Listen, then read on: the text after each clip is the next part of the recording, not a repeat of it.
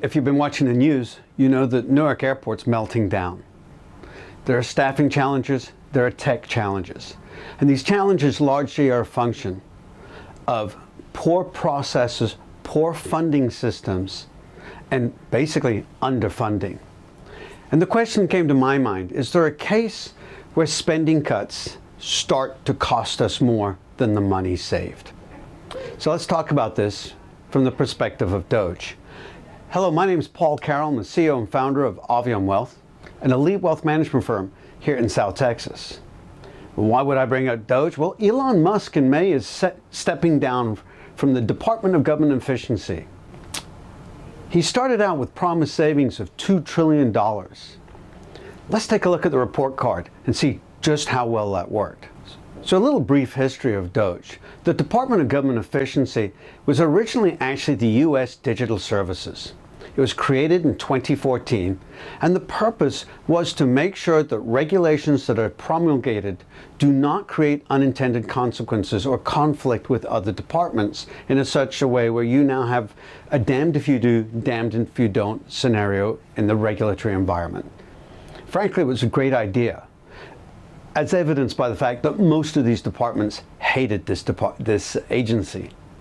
It was repurposed, of course, under the current administration, and Musk's mandate was to identify and cut spending.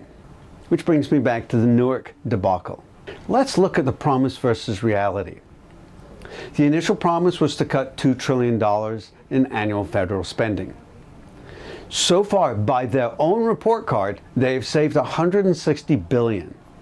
Less than 10% of the target, far short of their ambitious goals. The unexpected consequences, however, appear to have likely not only offset all the savings, but probably will cost the American taxpayer significantly more. Costs from buyouts, rehiring after court rulings, litigation. The net savings are definitely less than officially reported, and as I said before, may even be negative. To fully assess the impact of unintended consequences, let's look at the IRS cuts. The major target was IRS staff reduction. There's been a 31% cut in IRS auditors. 3,600 specialists were lost. Now, some of them were recent hires and were basically learning on the job. The consequences of losing skilled auditors, we have less effective tax enforcement, more high income tax evasion, lower revenues. Studies show that when the public think that others are getting away with cheating, they lose confidence in the system and they themselves cheat. And frankly, in most free societies, the question isn't are taxes too high, it's do we cut them through legislation or do we just cheat? The estimated financial impact of these choices, short-term savings on salaries, tens of billions of dollars. Long-term revenues projected by the Yale Budget Lab, a minimum of $159 billion over the next 10 years. We only saved $160 by DOGE's own estimates, and this is just one department. The worst case is a loss of up to $1.6 trillion in lost tax revenue.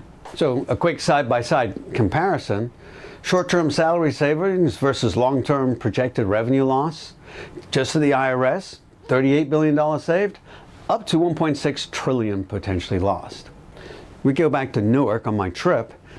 These cuts, the slash and burn, this unwillingness to invest in modern technology in the future now means cuts to individual travelers and to the public at large far in excess of any money that's been saved by underfunding the FAA for decades.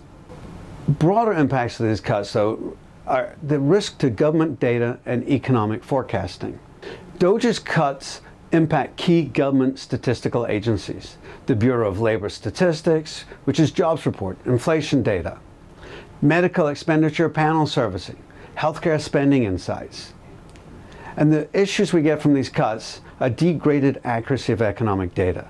We're basically taking off the glasses and flying blind to save a little bit of money now.